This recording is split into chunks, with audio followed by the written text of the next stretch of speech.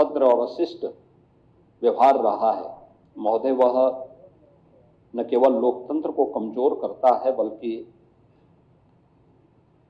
संवैधानिक व्यवस्था से जुड़े हुए उन प्रमुख हस्तियों की अवमानना के भी दायरे में आता है। यह हम सबका दायित्व बनता है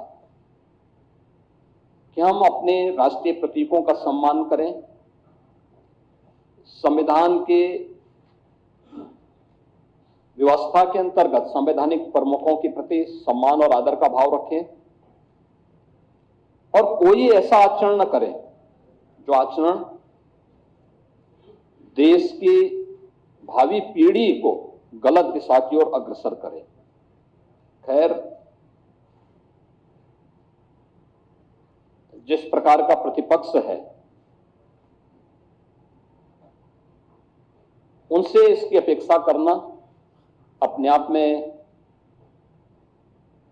एक बेवकूफी जैसा होगा और यही दृश्य हम सबको यहां देखने को मिला है।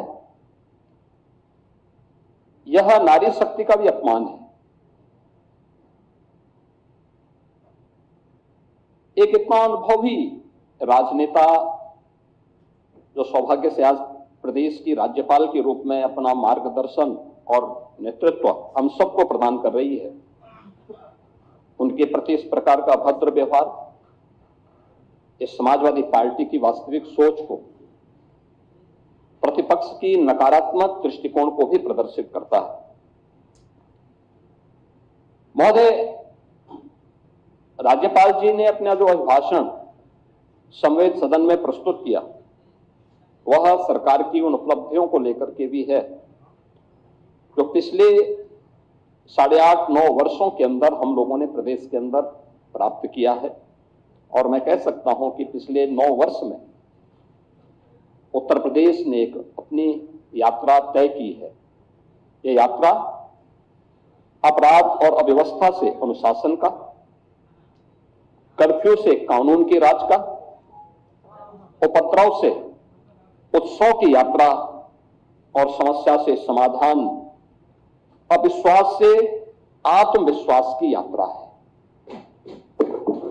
यानी जो ये यात्रा है यह इस रूप में प्रस्तुत करता है कि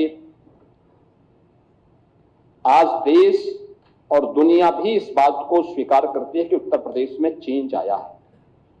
और उत्तर प्रदेश में आखिर क्यों नहीं कि चेंज आना चाहिए। उत्तर प्रदेश की 25 करोड़ जनता का अधिकार है, उनको भी वो हक मिलना चाहिए था जिसका वह अधिकारी था। लेकिन दुर्भाग्य से अपने संकुचित एजेंडे को लेकर के चलने वाली सरकारों ने प्रदेश के भविष्य के साथ, यहां की जनता जनार्दन के साथ खिलवाड़ किया, उनके सामने पहचान का संकट खड़ा किया, प्रदेश को अराजकता, अव्यवस्था, अपराध का एक गढ़ बना दिया। कर्फ्यू यहां की पहचान बन गई थी। उन स्थितियों में यह उत्तर प्रदेश जिसको हम भारत के शाश्वत मूल्यों की आधारभूमि मानते हैं, उस उत्तर प्रदेश में किस प्रकार की व्यवस्था थी यह हम सब ने देखा है। लेकिन महोदय, आज मैं इस बात को कह सकता हूं कि डबल इंजन सरकार की स्पष्ट नीति, साफ नियत, सुशासन की प्रति प्रतिबद्धता के कारण आज हम लोगों ने उत्तर प्रदेश को बॉटलनेक से देश की अर्थव्यवस्था का एक ब्रेक थ्रू बनाने में सफलता प्राप्त की है।